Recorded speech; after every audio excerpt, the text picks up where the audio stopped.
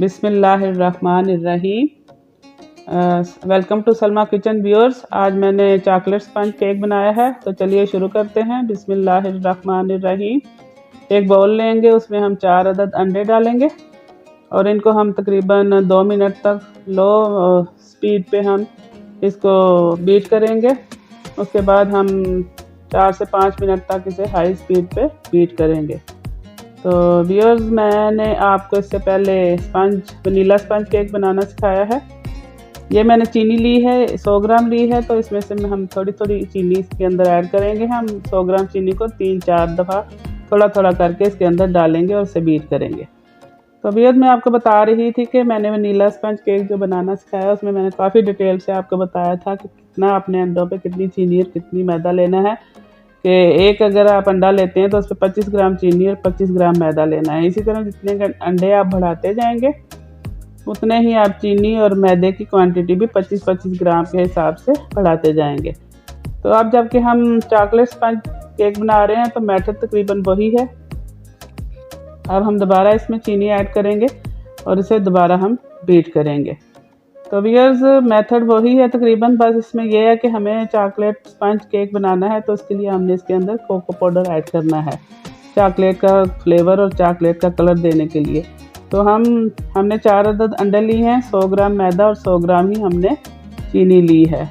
तो हम इसमें से 20 ग्राम अगर हम इसके अंदर कोको पाउडर ऐड करते हैं तो हम 20 ग्राम मैदा इसमें से निकाल लेंगे। मतलब 100 ग्राम मैदे में से हम 20 ग्राम मैदा निकाल के 20 ग्राम इसके अंदर कोको पाउडर ऐड करेंगे।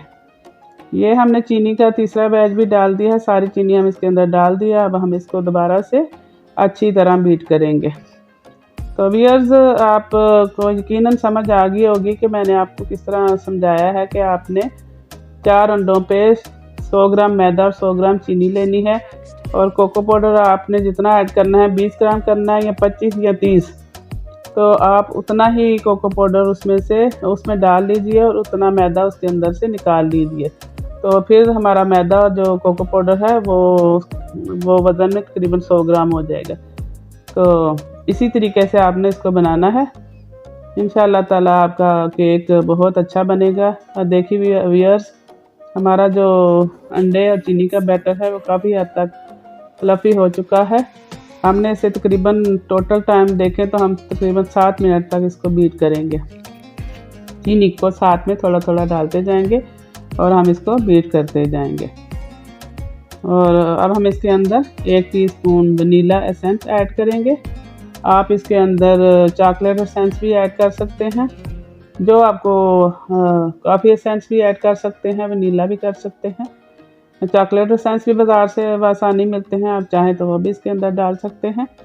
अब हम इसको दोबारा 1 से 1.5 मिनट तक बीट करेंगे अच्छी तरह, ताकि जो हमारा वनीला एसेंस का फ्लेवर है वो भी अच्छी तरह इस मिक्सचर में ऐड हो जाए। तो देखिए व्यूअर्स, माशाल्लाह से हमारा जो बैटर है कितना फ्लफ़ी हो चुका है, कितना ऊपर आ चुका है बाउल के अंदर। तो आप भी इसी तरीके से बनाइए और अच्छी तरह इसे फ्लफ़ी कीजिए। अंडे बिल्कुल आपके फ्रेश होने चाहिए। अब हम इसके अंदर मैदा और कोको पाउडर ऐड करेंगे। ये 100 ग्राम मेरे पास मैदा था, इसमें से मैंने 20 ग्राम मैदा निकाल दिया है और इसके अंदर मैंने 20 ग्राम ये जो देखिए कोको पाउडर है ये ऐड किया है। जितना कोको पाउडर मैं इसके अंदर ऐड कर रही हूँ उतना मैंने मैदा इसमें से निकाल लिया। तो अब फिर ये दोबारा 100 ग्राम ही हमारा मैदा और कोको पाउडर हो गया है। अब हम इसको थोड़ा थोड़ा करके बैटर में डालते जाएंगे। एकदम से हमने सारा मैदा इसके अंदर नहीं डालना, वरना ये अच्छी तरह मिक्स नहीं होगा, इसके अंदर लम्प्स बन जाएंगे। आपने चीनी की तरह इसको भी थोड़ा थोड़ा करके इसके अंदर डालना है और इसको बिल्कुल हल्के हैंड से आपने इसको हिलाना है, ताकि इसके अंदर जो एयर बनी है वो कम ना हो। जब हम अंडे फेंटते हैं बहुत अच्छी तरह हाई स्पीड पे तो इसके अंदर हवा पैदा होती है। ये अब दोबारा हम इसको थोड़ा सा डाल रहे हैं और फिर हम इसको अच्छी तरह से मिक्स करेंगे। मैंने इनको मैदे और कोको पाउडर को मिक्स नहीं किया। आप पहले मैदे और कोको पाउडर को एक बर्तन में अच्छी तरह से मिक्स कर ले, ताकि एक ही तरह से ये इसके अंदर मिक्स हो। तो अब हम इसको थोड़ा थोड़ा करके अंडे के बैटर में हम डालते जाएंगे, उसको हल्के हैंड से हम मिक्स करेंगे। अब हम जो बाकी रह गया था हमारा मैदा और कोको पाउडर, तो वो हम दोबारा इसमें सारा अच्छी तरह से ऐड कर देंगे और हम इसको दोबारा अच्छी तरह से मिक्स कर लेंगे। हल्के हैंड से हिला हिला के इसको मिक्स कर लेंगे।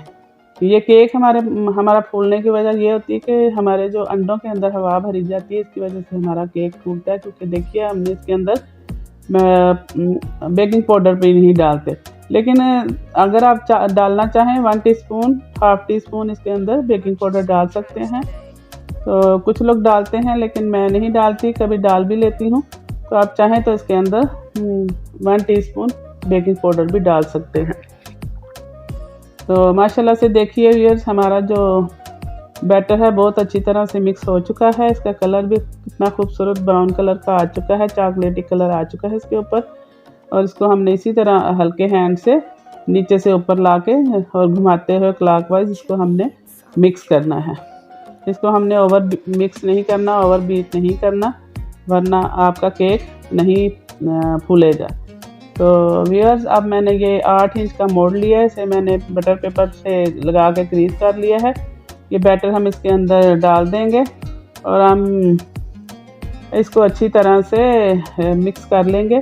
ये हमने एक स्टिक ली है, उसे हम अच्छी तरह मिक्स कर ले हैं ताकि इसके अंदर जो हवा भर गई है बबल से बन जाते हैं उसकी वजह से, तो वो ख़त्म हो जाएंगे।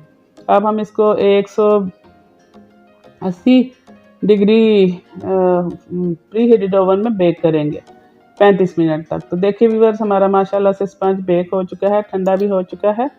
अब हम इसको कट करेंगे और आप इसका टेक्सचर देखिए कितना खूबसूरत और सॉफ्ट और फ्लफ़ी बना है माशाल्लाह से।